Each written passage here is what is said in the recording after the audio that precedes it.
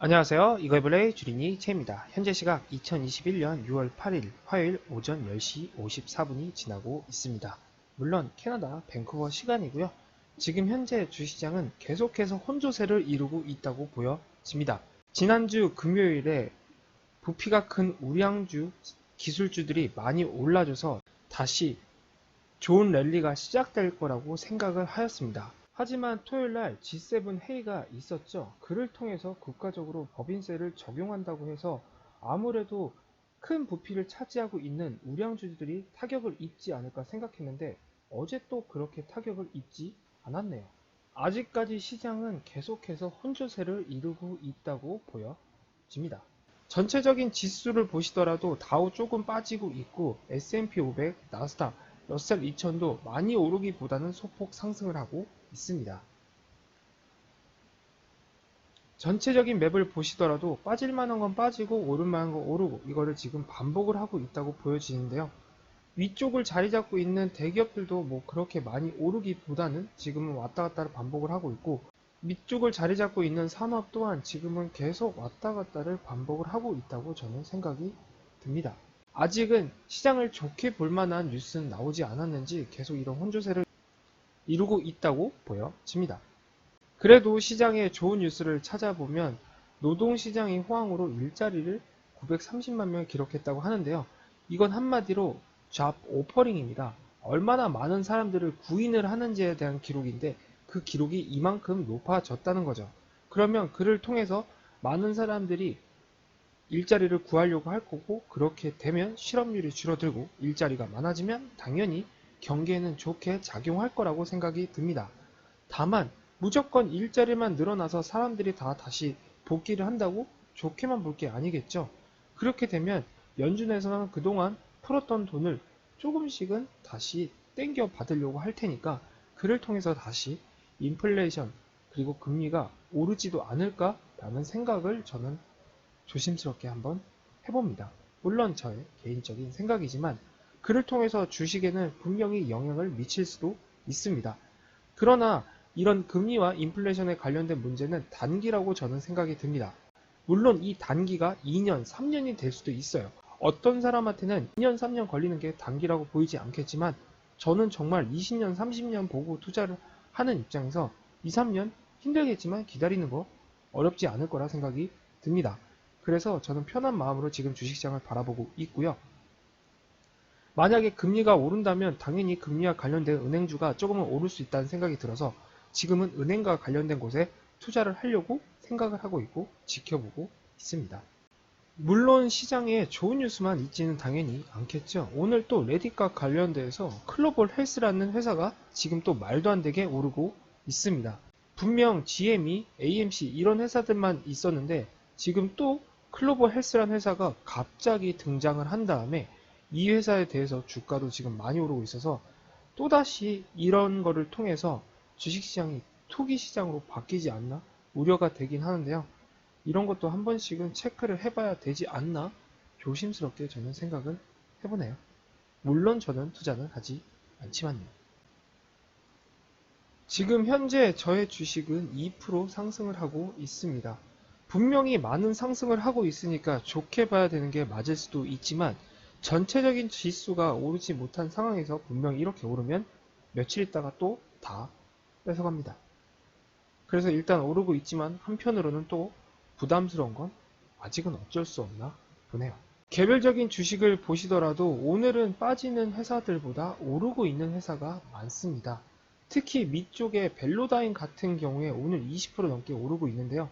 지금 벨로다인이 오르고 있는 건 미국의 소형주를 포함한 러셀 2000이라는 지수가 있습니다. 거기에 드디어 들어가게 돼서 아무래도 그 영향으로 이제 이 회사도 괜찮은 회사라고 판단이 되었는지 주가가 많이 오르고 있는데요. 저는 아직도 마이너스네요. 그래서 이 회사가 좀 더 클 때까지 계속 지켜보겠습니다. 혹시 모르죠. 10년, 20년 후에 이 회사가 많이 성장을 해서 S&P 500에 들어가는 그날이 올 수도 있으니까요. 그런 생각과 함께 투자를 하는 게 당연하지 않을까요? 그래서 저는 편한 마음으로 오늘도 지켜볼까 합니다. 그래도 제가 투자한 대부분의 성장주 애들이 다시 많이 회복세를 기록하고 있는데 과연 이 회복세가 계속 이어질지도 한 번씩은 판단을 하면서 계속 상황을 지켜봐야 되지 않나 싶습니다. 그래도 오늘은 오름세니까 마음 편하게 오늘 하루도 넘길 수 있을 것 같네요. 마지막에 보여드리는 저 주린이 제이의 경제적 자유 프로젝트입니다. 보시면 알겠지만 엄청나게 변한 건 없고요. 일단 시장을 계속 지켜보고 있습니다. 정확하게 몇몇 회사라고 말씀은 아직 못 드리지만 몇몇 회사들은 제가 매도를 하고 싶은 회사들이 있는데 아직까지 원하는 수익이 나오지 않다고 생각이 들어서 아직 매도는 못하고 있습니다. 다만 원하는 만큼 수익이 난다면 그 회사들에 대해서 매도를 한 다음에 제가 이렇게 빨간색으로 표시를 해놓은 이 산업과 관련된 ETF에 계속 조금씩 모아갈까 하네요. 계속 말씀을 드리지만 ETF는 투자를 하는데 그렇게 수수료가 붙지 않기 때문에 저는 정말 제가 판 회사들에 대해서 돈이 나온다면 이쪽 빼놓은 ETF에 분산적으로 계속 투자를 해서 모아갈까 합니다. 물론 계속 모은다는 게 아니라 일정 정도 또 금액이 모이면 더 이상은 투자를 안 할 거고요. 그 외에 돈이 또 모인다면 또 다른 배당과 관련된 ETF에 계속 모아갈까 하네요. 그렇게 되면 성장주는 성장주대로 오르고 배당과 관련된 곳에서도 배당이 조금씩 나오면 좀 더 빨리 제가 원하는 경제적 자유를 얻을 수 있지 않을까 생각이 들어서 조금씩 저의 포트폴리오를 바꿔가고 있습니다. 뒷장 역시 아직까지 그대로고요. 일단은 이쪽 가치주와 관련된 캐나다에서 투자할 수 있는 곳에 투자를 하려고 일단은 지켜보고 있습니다. 어찌됐건 저는 캐나다에서 투자하는 사람으로서 미국에 투자하는 것보다는 당연히 쉽겠죠. 미국에 투자하려면 환전을 하거나 아니면 캐나다 달러를 직접적으로 투자하면 또 거기에 수수료가 붙어서 그렇게 투자하는 것보다는 캐나다 달러로 직접 투자할 수 있는 캐나다 회사 혹은 미국 회사 중에서도 캐나다 달러로 투자할 수 있는 ETF들이 제가 생각하기엔 투자하는데 당연히 편하다는 생각이 들어서 그쪽과 관련된 회사를 지금 많이 지켜보고 있습니다. 그래서 아까 말씀드린 거와 똑같이 계속 사모을 생각을 가지고 있네요. 일단 지금 많이 올랐다고 생각이 들기도 하지만 쉬운 생각으로 하루에 한 주씩 계속 사면 분명히 어느 순간 떨어졌을 때도 살 수 있다는 생각이 들기 때문에 편한 마음을 가지고 지금 계속 조금씩 사모을 생각을 가지고 있습니다. 결과가 어떻게 될지는 지켜본 다음에 나중에 되면 알지 않을까 싶고요. 일단은 요새 들어선 조금은 시장을 편한 마음으로 지켜보고 있네요.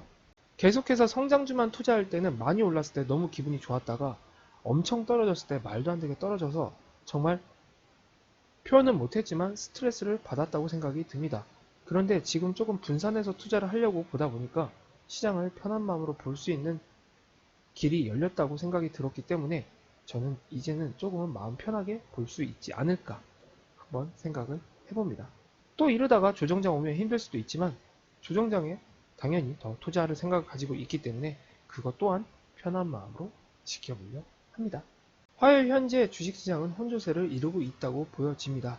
전체적인 지수가 플러스이더라도 만약에 여러분이 그렇게 플러스에 있는 곳에만 찍어서 투자를 할 수 없는 게 당연히 주식시장이겠죠. 그래서 아직까지는 정체적으로 시장이 오르고 있다고 판단이 되어지진 않고요. 지금 금리와 인플레이션과 관련된 문제가 많이 말이 나오고 있습니다. 그를 통해서 주식시장은 무조건 떨어진다는 말도 있고 그건 한순간이라는 말도 있는데요. 당연히 누구의 답이라고는 말을 할 수 없습니다. 그 누구도 정말 정확하게 어떻게 주식시장이 바뀌는지는 맞히는 사람이 없으니까요. 그러니까 여러분들도 여러분이 생각하신 대로 공부를 하신 다음에 그 생각에 따라서 투자를 하시는 걸 추천드립니다. 물론 그렇게 해야 나중에 남 탓 안 하고 만약에 안 되면 내 잘못 그리고 잘 되면 내가 그래도 열심히 공부해서 투자했구나 라고 편하게 넘어갈 수 있지 않을까 한번 조심스럽게 저의 생각을 말씀드려 보네요. 어찌됐건 남이 투자해 주는 게 아니라 제가 투자하는 거니까 결과는 뭐든지 다 저의 몫이라고 저는 생각이 들어서 이렇게 말씀을 드려 봅니다. 오늘은 이렇게 간단하게 영상 마치고요. 저는 내일 또 다른 주식시장과 또 다른 뉴스를 가지고 여러분과 찾아뵙겠습니다. 지금까지 이걸블레이 주린이 제이였고요. 구독과 좋아요는 아시죠? 감사합니다. 그럼 안녕!